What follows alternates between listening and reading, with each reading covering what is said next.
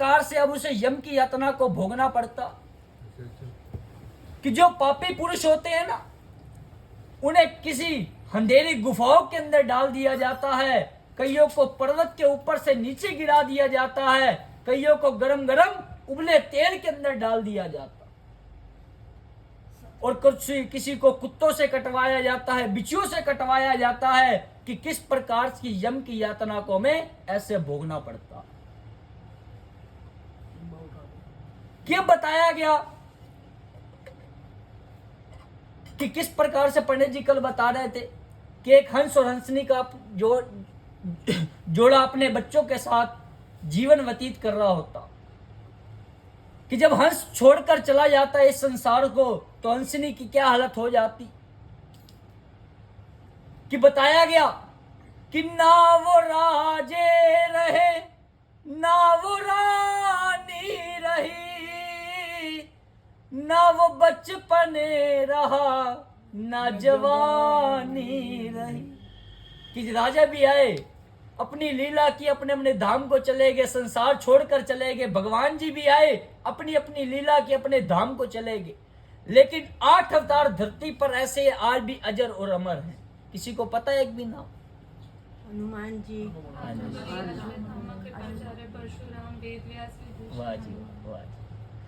अश्वत्थामा, राजा बलि, आज भी पताल के राजा अश्वत्थामा, बलि, व्यास जी, हनुमान जी, विभीषण जी, परशुराम, कृपाचार्य, सप्तम तरह चिरंजीविना, और 8वें शाबा जाओ ना मार्कंडे आता। देखा किसी? मार्कंडे कि आज भी इतनी जोर से आता है कि आसपास के गांवों को हिला कर रख देता।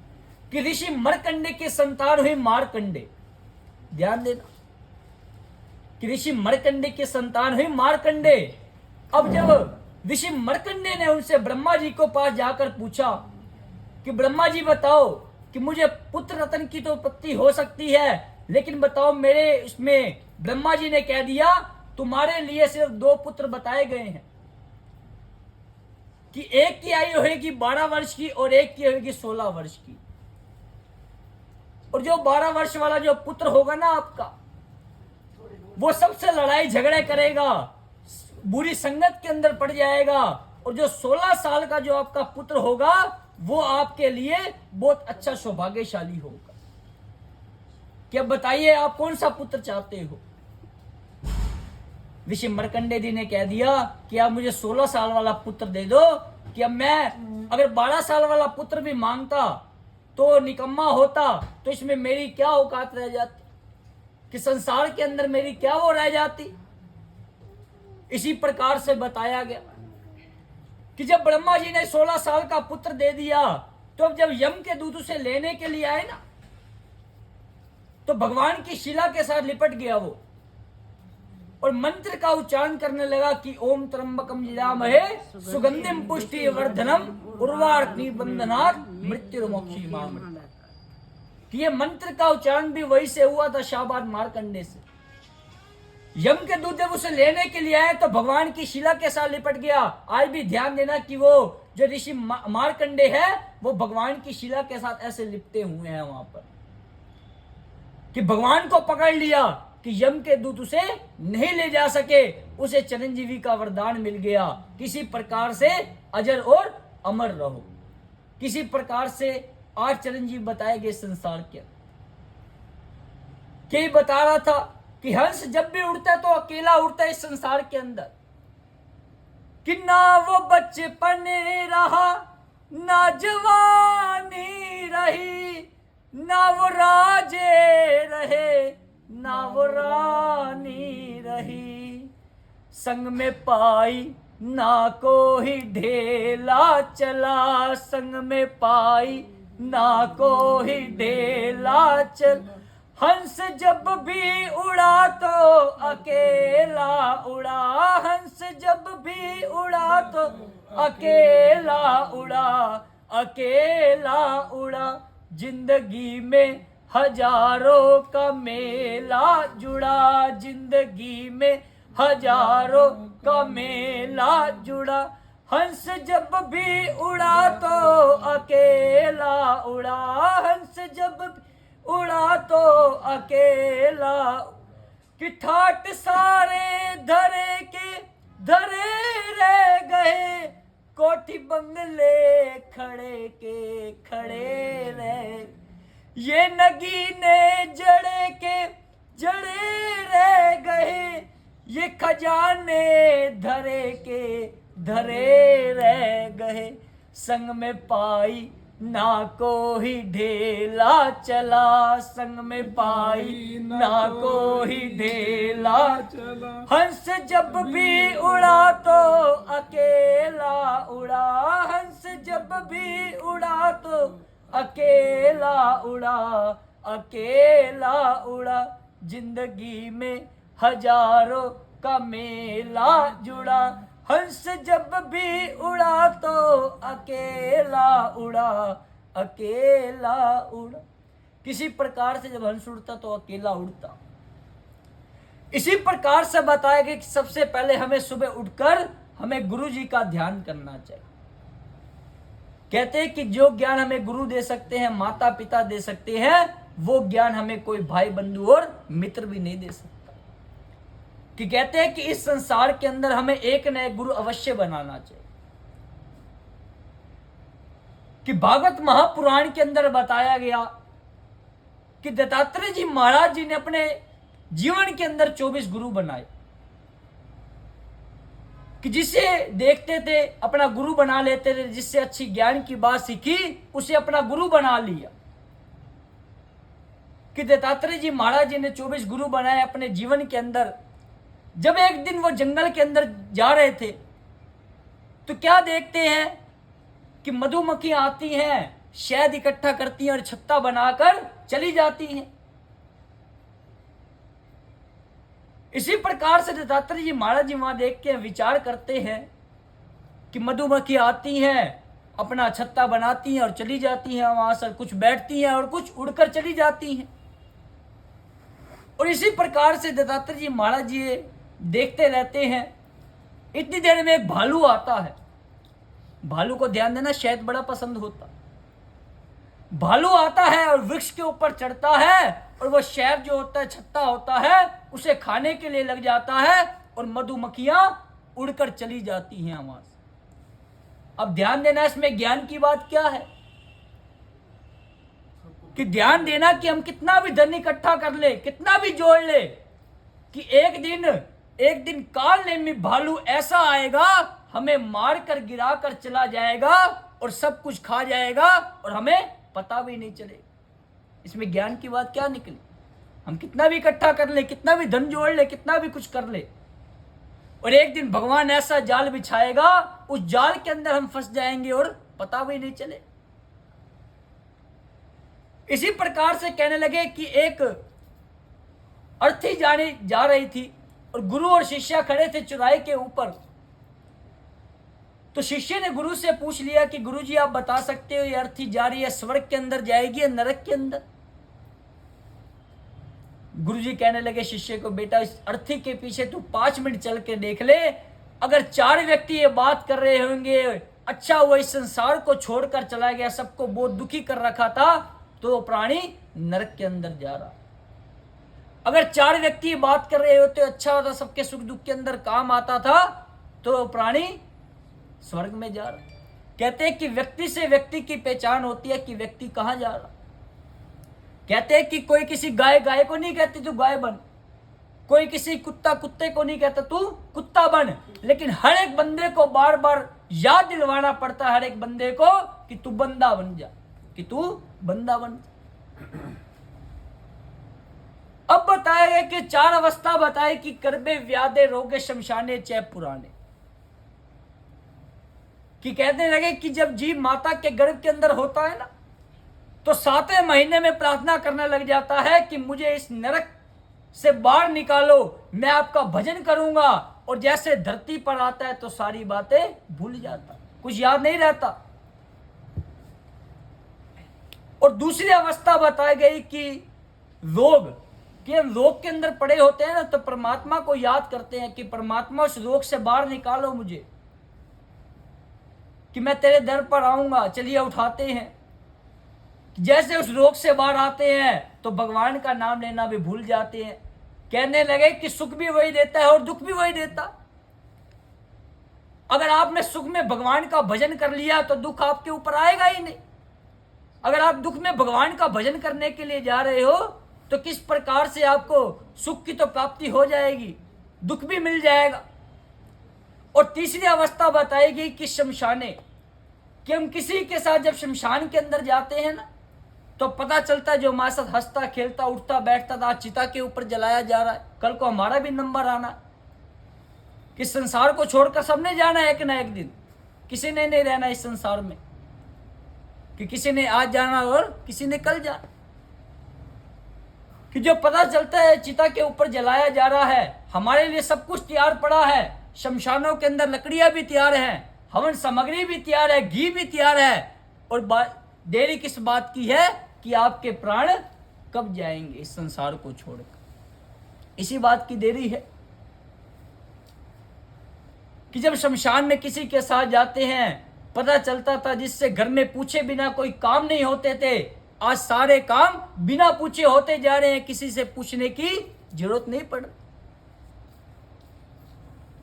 इसी प्रकार से बताया कि वहां से जब बाहर आते हैं, छींटा लगाते हैं, फिर हम पापों के अंदर लग जाते। याद नहीं रहता कल को हमने भी वहां पर जाना। और चौथी अवस्था बताएगी पुराण, कि हम 5 मिनट भी 10 मिनट भी बैठकर भगवान का भजन नहीं कर सकते, उसमें कुछ ना कुछ विघ्न जरूर आ जाते हैं। कहते हैं कि भजन करने के लिए बैठे हैं, परमात्मा का नाम लेने के लिए, कि हमारा ध्यान कहाँ होता है, मन कहाँ होते हैं, विचार कहाँ होते। कि कहते हैं कि भजन भोजन और नारी, और ये तीनों पर्दे की अधिकार। ध्यान देना कि भजन करो तो पर्दे के अंदर बैठकर करो, किसी को बताओ ना कि मैं भजन कर रहा हूं। भोजन भी किया जाता है तो इसी प्रकार से भोजन भी पर्दे के अंदर बैठकर किया जाता है, किसी को बताना नहीं चाहिए कि मैं भोजन भी कर रहा हूं। और जो नारी होती है, जितना उसे पर्दे के अंदर रखोगे उतना आपके लिए अच्छा होता। इसी प्रकार से बताया कि गुरु महाराज जी कि किस प्रकार से यम की यातना को भोग कर जीव किस किस महामार्ग के नगर के अंदर पहुंच जाता। कि 16 नरक बताए गए, कि 16 नरकों को पार करने के बाद जीव जाकर धर्मराज जी के मंदिर के अंदर प्रवेश करता है। बोले माते गंगा तेरी सदा ही जय, बोले बाके बिहारी लाल की जय। एक छोटा सा भजन याद आ रहा है कि दीवे दिलो वांगू जिंदड़ी दा खेल वे, बोझे जाना दीवा जदो मुक जाना तेल वे। दीवे दिलो वांगू जिंदड़ी दा खेल वे, बोझे जाना दीवा जदो मुक जाना तेल वे। मार ले उड़ारिया उड़िया नहीं जाना है, डिग पिया मुदे भार उठे आ नहीं जाना है। काले शिकारी जदो मारे नी गुलेल वे, बोझे जाना दीवा जदो मुक जाना तेल वे। दीवे दिलो वांगू जिंदड़ी दा खेल वे, बोझे जाना दीवा जदो मुक जाना तेल वे। मान केड़ी गल दा करने तुहानिया, सुक जान पत्ते टूटे जांदिया ने डालिया। सुक जान पत्ते टूटे जांदिया ने डालिया।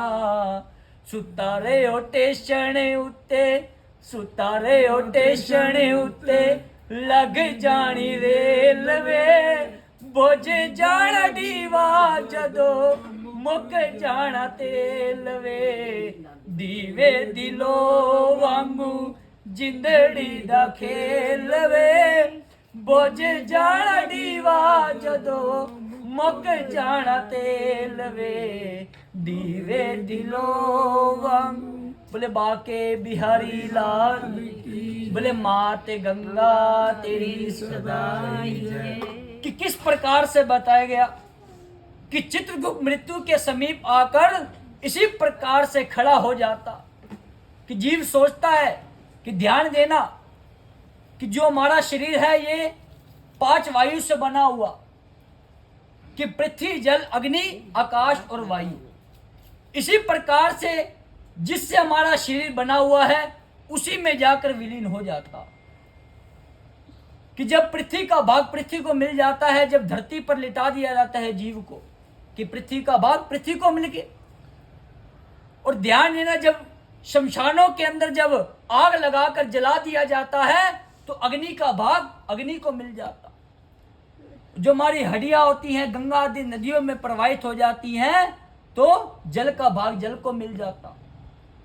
और ऊपर जाकर आकाश आकाश और वायु वायु के अंदर जाकर बट जाती है।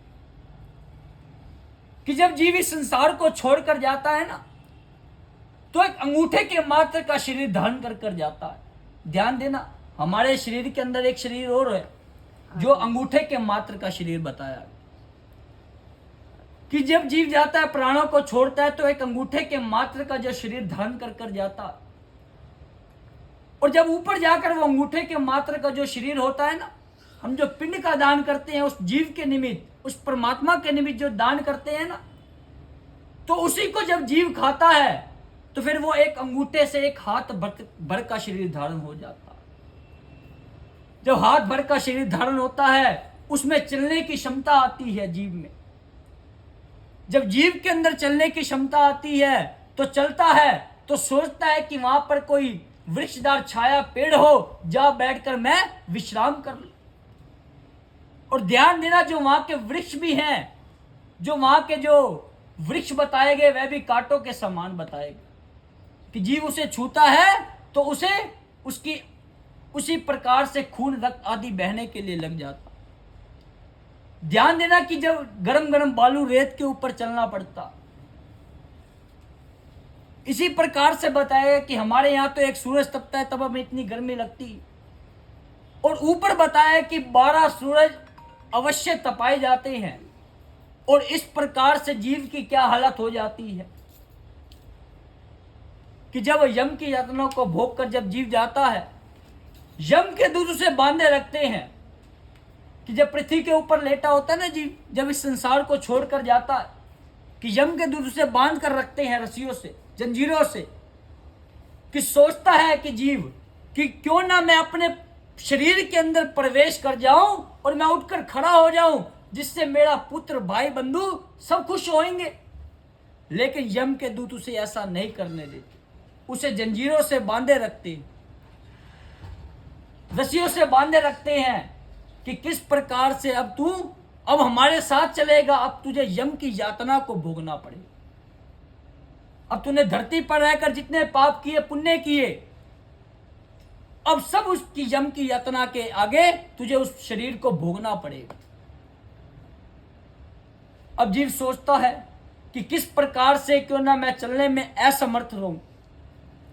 कि जिस प्रकार से पापियों को चित्रगुप्त की यम की यातना को की आज्ञा सुनाते हैं कि तुझे यमपुर के अंदर किस प्रकार की यातना भोगनी पड़ेगी, अब सब मैं तुम्हें कहता हूं।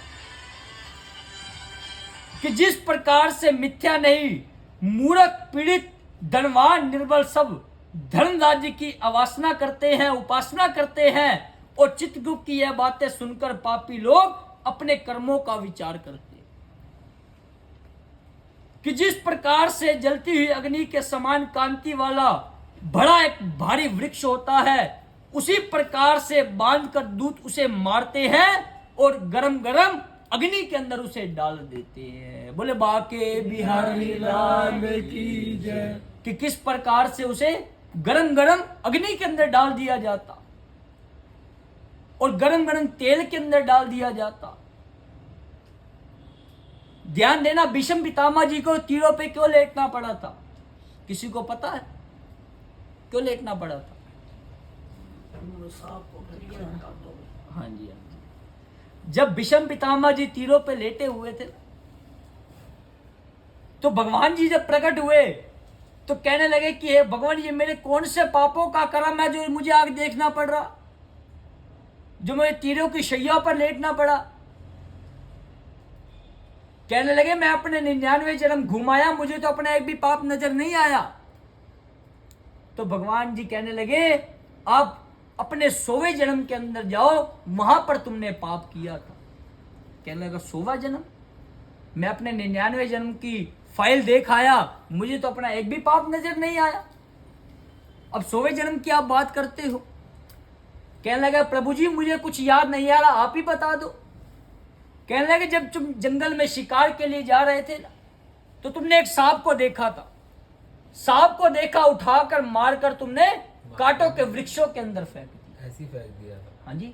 मार अब के ध्यान देना कि आपके आगे कुछ भी सर्प वगैरह आ जाए तब उसे मारने की कोशिश करते हो, क्यों करते हो? वो पाप है। आप उसे भगा दो तो अच्छी बात है। अब सभी जब जीव है ना इस संसार के अंदर, ये सब मोह रूपी जीव जो है ना इस संसार के अंदर फंसा हुआ, जो भी जीव हमारे सामने आ जाता है ना उसे मारने की कोशिश करते हैं। क्यों मारने की कोशिश करते हैं? कि वो हमें नुकसान ना पहुंचाए, अपनी रक्षा के लिए। क्यों करते? अब जब वो जंगल में जा रहे थे शिकार के लिए, तो उन्होंने सांप को देखा कि अब घोड़े के सामने सांप आ गया तो इस सांप का पैर उस घोड़े के ऊपर ना पड़ जाए, घोड़े का पैर जो सांप के ऊपर ना पड़ जाए, क्यों ना मैं इसे मार कर उठाकर खुद ही कांटों के ऊपर फेंक दूं।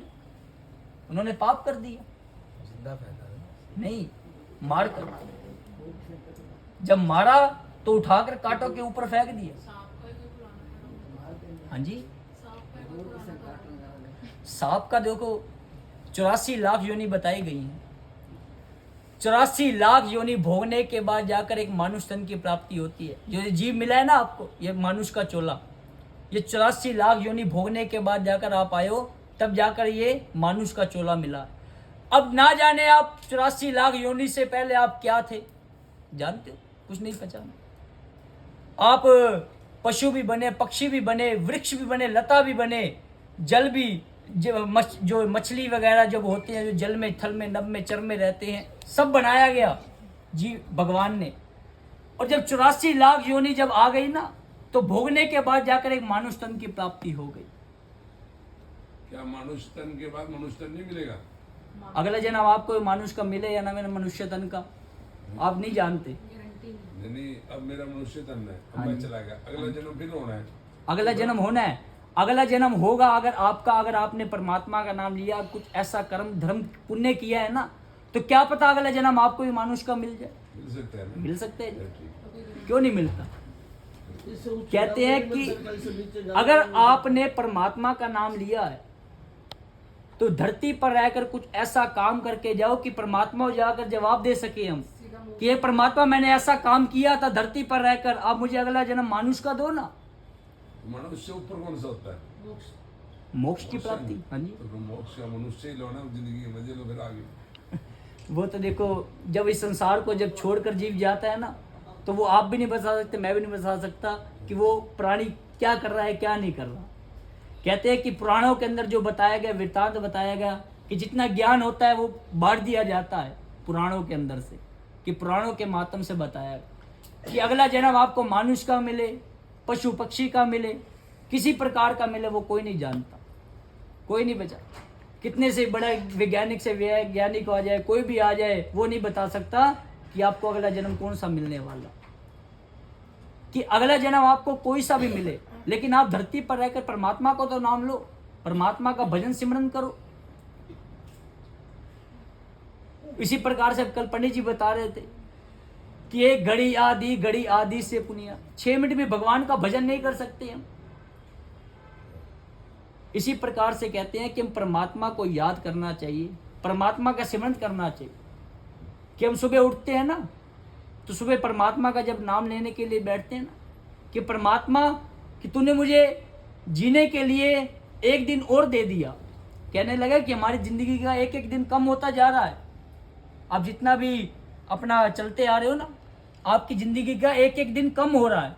क्यों हो रहा है? कि आपको परमात्मा को भजना चाहिए कि परमात्मा तुझे मुझे रात को सुलाया और सुबह अच्छे से उठा दिया, कि परमात्मा मैं तेरा शुक्र करता हूँ अब कई तो रात को सोते हैं और सुबह उठते भी नहीं है। ध्यान देना, पता नहीं चलता कि अब मेरे साथ ऐसी घटना हुई पीछे कि हम रात को बैठकर हमने भोजन किया इकट्ठे। तो जिस प्रकार से अब जब घर सोने के लिए गया ना, तो सुबह सुबह उनकी वाइफ का मेरे पास फोन आ गया, कहने लगे पंडित जी ऐसी ऐसी बात हो गई है, अब वो उठ ही नहीं रहे और रात को अच्छे भले आए थे, अब उठे भी नहीं वो। मैंने कहा अच्छा ऐसी बात होगी। तो मैं गया फटाफट, तो मैंने उनकी गाड़ी निकाली, मैं जब हॉस्पिटल में लेकर गया तो डॉक्टर कहने लगे पंडित जी अब तो लेट हो गई, ये तो इनकी डेथ रात को ही हो चुकी है।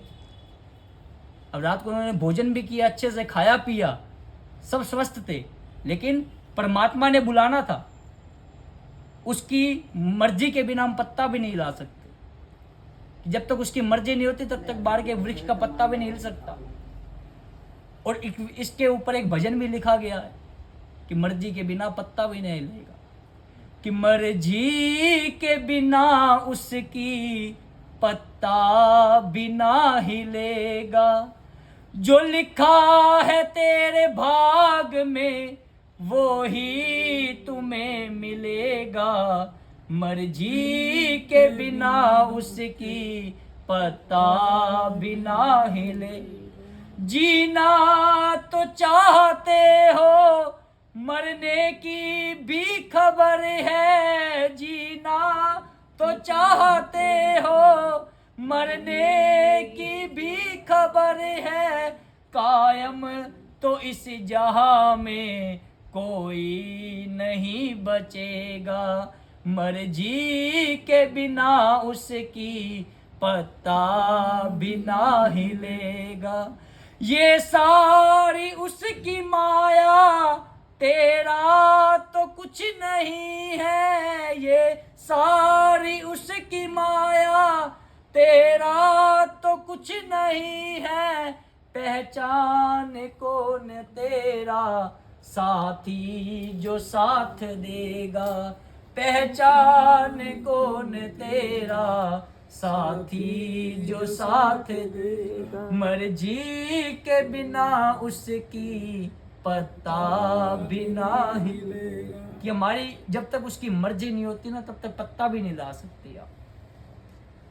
इसी प्रकार से जब जीव बताया गया कि अपने पापों को भोग कर किस प्रकार की यम की यातना को जब जीव भोगता, कि किस प्रकार से कहते हैं कि उन्हें पर्वतों के ऊपर से नीचे गिरा दिया जाता है और किन्हीं को दो टुकड़ों के अंदर भाग करके कुत्तों को खिला दिया जाता है। यह पापी पुरुष की पहचान है कि किस प्रकार से आरी से दो भाग किए और कुत्तों को बांटकर खिला दिया, और किस प्रकार से बिच्छुओं से कटवाया जाता। इसी प्रकार से बताया गया कि नीचे पड़े हुए पापियों को कुत्ते नोच कर खाते हैं और उनको रोते हुए देखकर यमदूत उनके मुंह में बालू रेत भर देते।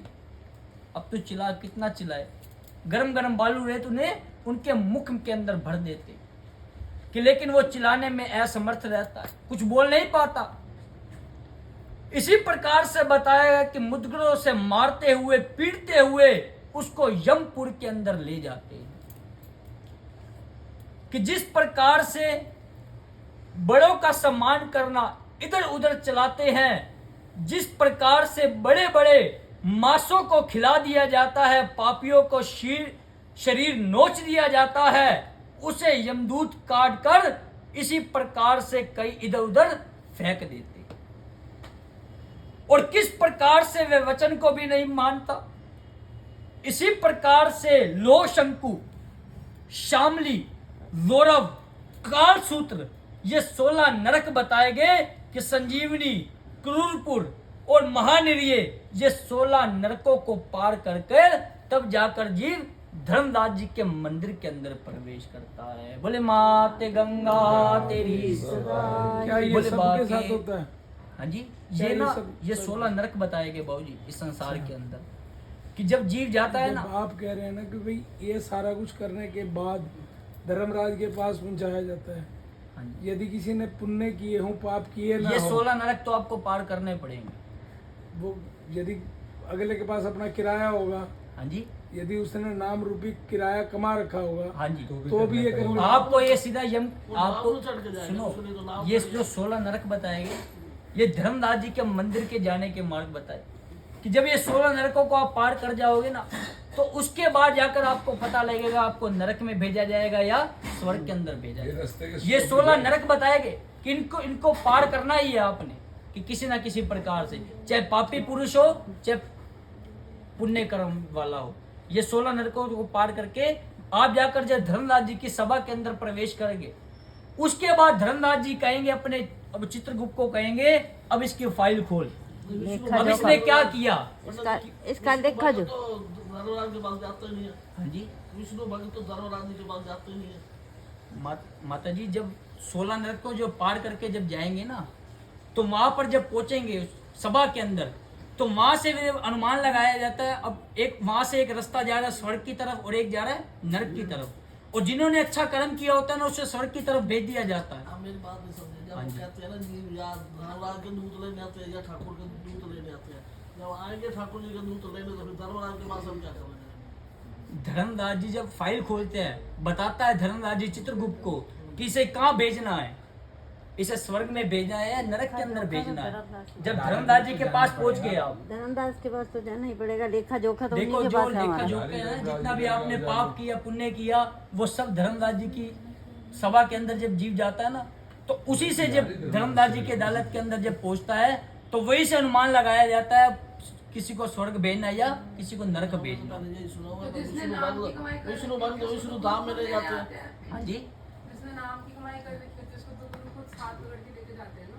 नाम की कमाई तो आपने कर रखी है। जाएंगे।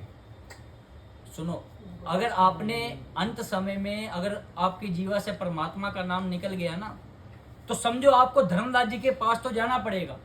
धर्मराज जी के पास क्यों जाने लगा, जो आपकी लेखा जोखा बताया गया ना, सब बता रहा हूँ, तो धर्मराज जी की बताएंगे कि किस प्रकार से बताएंगे कि किस प्रकार से किसको भेजना है, कि स्वर्ग के अंदर भेजना है नरक के अंदर भेजना है। अब धर्मराज जी बताए चित्रगुप्त, अब चित्रगुप्त बताते हैं कि आपके पास जो लेखा जोखा आपका लिखा गया ना, चित्रगुप्त के बही खाते के अंदर लिखा गया।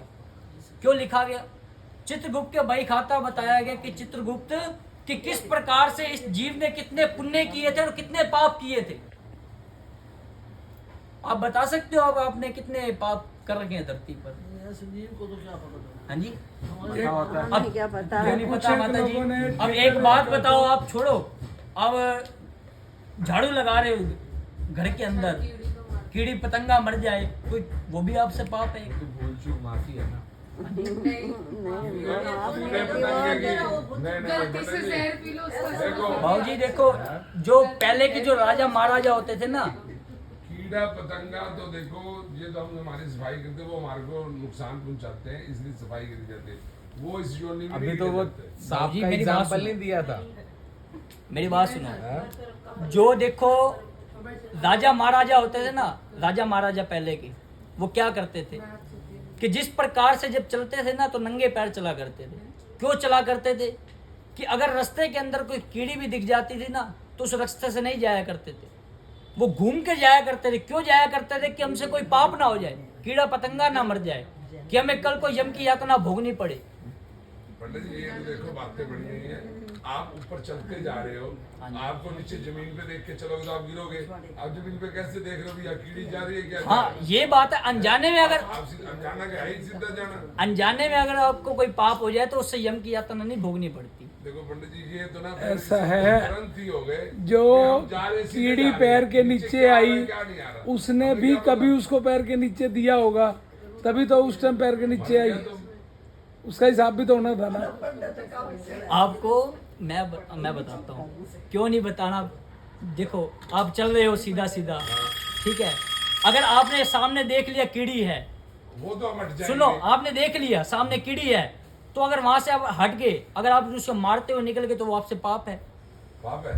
अगर आप उसे मारते हुए निकल गए तो वो पाप है। नहीं नहीं, अगर हमारे को देखिए हम तो साइड हो गए, अगर आगे कोई और नीचे से दूसरी रेत में वो नीचे आ गई और लड़की क्या करोगे? वो पाप नहीं है फिर, मुस्कान वो कितने नहीं पर है, मच्छर वो मारती तो है? अनजाने के अंदर उनसे कोई पाप हो जाता है ना। तो बंदे की नजर कमजोर है, हाँ जी। चश्मा लगा हुआ हाँ है, जी। तो चश्मा लगा के ना चले, अनजाने हमारी काम जाई करेगा। कुछ तो कहना क्या, चाहती हैं। हाँ जी हाँ जी ऐसे जाई बोलो। बताओ। हाँ जी बताओ। हल्दी डालते हैं कीड़ी हो या लक्ष्मण रेखा लगा देते हैं कीड़ियाँ, हाँ, वो मर भी जाती है, सारा पाप कितनी वहाँ मरती से। है? वो पाप नहीं है, वो आपको जैसे अब लक्ष्मण ने अपनी रेखा से खींची थी कि सीता माता जी पार ना जाए। अब इसी प्रकार से आपने अपना वो सुरक्षा कवच बना दिया ना एक, कि अपनी सुरक्षा के लिए आप ये काम कर रहे हो, कि अपनी सुरक्षा के लिए काम कर रहे हो कि कल को मेरे को नुकसान ना पहुंचा दे ये चीज, अपनी सुरक्षा के लिए कर रहे हो। वो पाप नहीं है, वो पाप नहीं है। जैसे हम उससे पाप यम की यातना आपको नहीं भोगनी पड़ेगी, वो पाप नहीं है।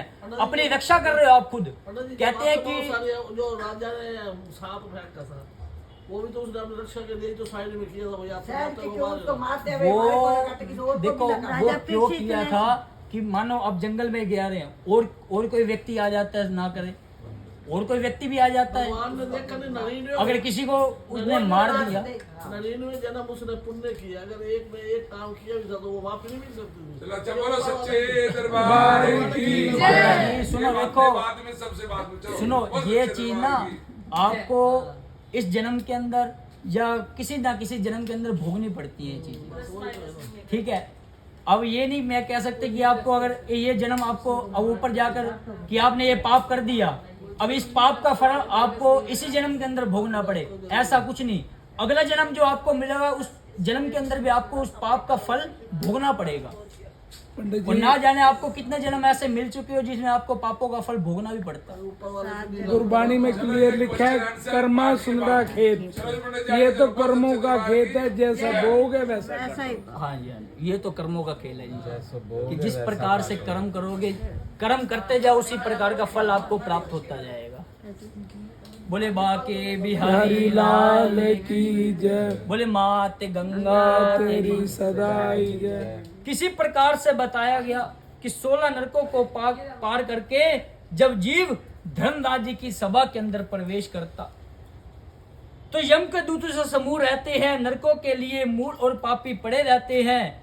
कि जिस प्रकार से गौरव आदि यातना इसी प्रकार से पुरुष साथ ही भोगते हैं, और इसी प्रकार से कुटुंब का पालन करने वाले, अपना पेट भरने वाले इस लोकों को छोड़कर यमपुर के अंदर जब जीव जाते हैं तो उनका फल किसी ना किसी प्रकार से भोगना पड़ता। कहने लगे कि अब जो जीव अपना अपना पेट भरते रहते हैं, सोचते रहते हैं कि मैं खाता रहूं किसी को ना दूं, तो वो नरक के अंदर गिराए जाते हैं। इसी प्रकार से बताया गया कि जो चोरी करता है, जो बैल को भी मारता है, वो भी नरक के अंदर, एक नरक से दूसरे नरक के अंदर गिराया जाता है।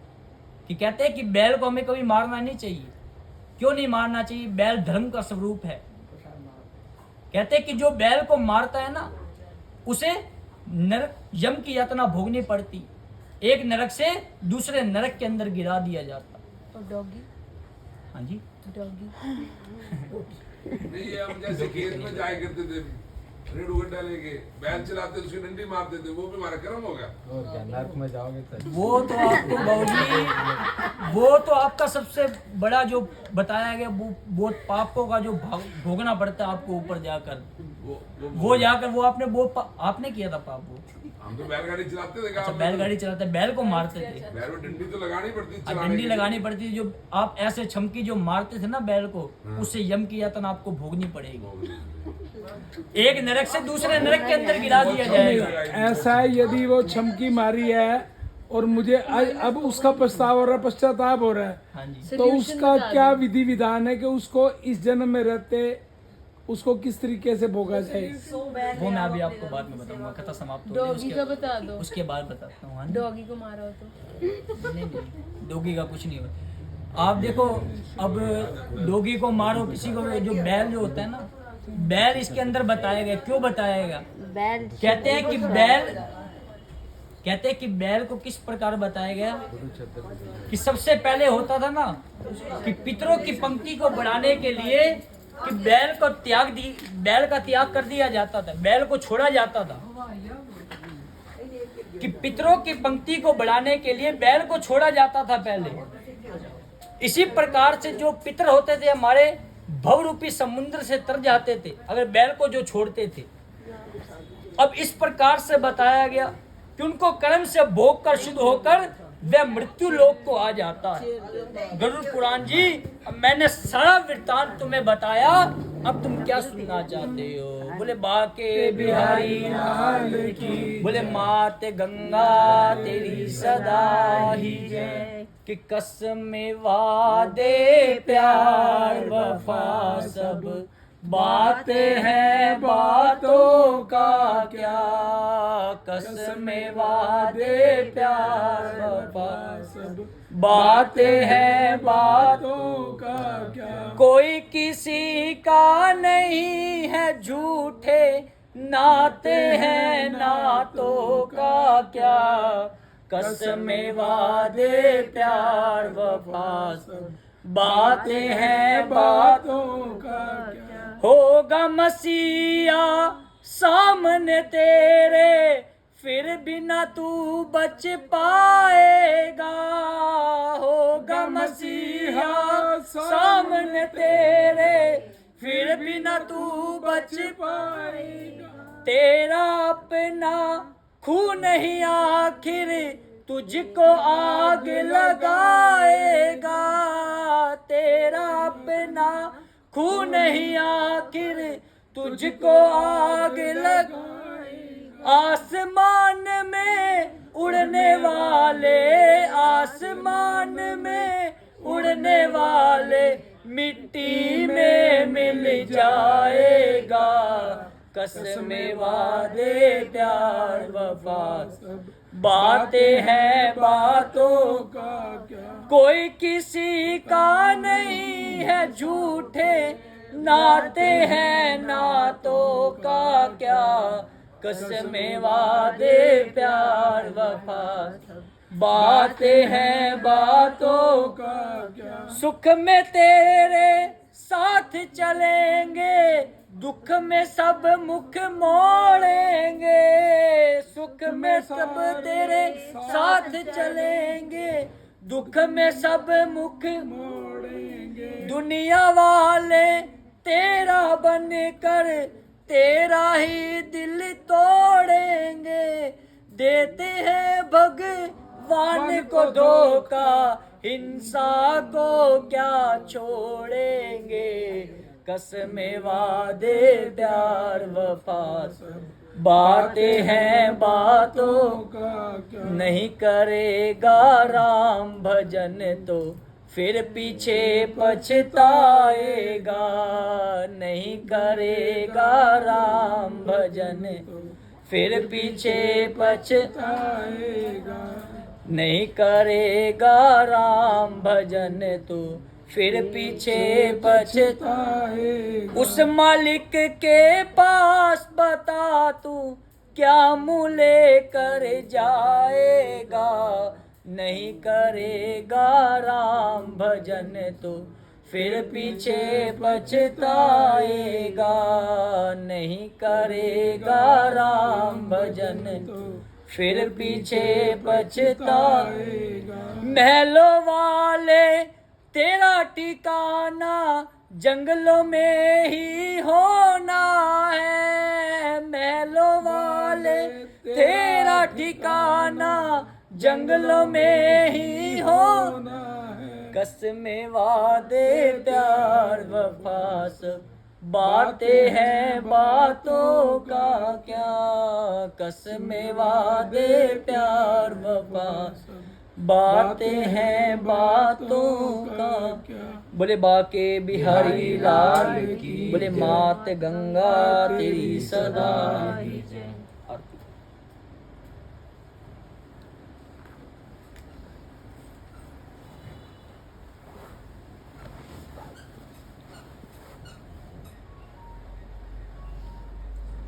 आरती की जय श्री रघुवर की, आरती की जय श्याम सुंदर की, दशरथ नंदन सीतावर की, दशरथ नंदन तावर की, आरती की जय श्री रघुवर की। भक्ति का दीपक प्रेम की बाती, साधु संत करे दिन रात। आरती हनुमत के मन भाव, राम कथा शिव भोला गावे।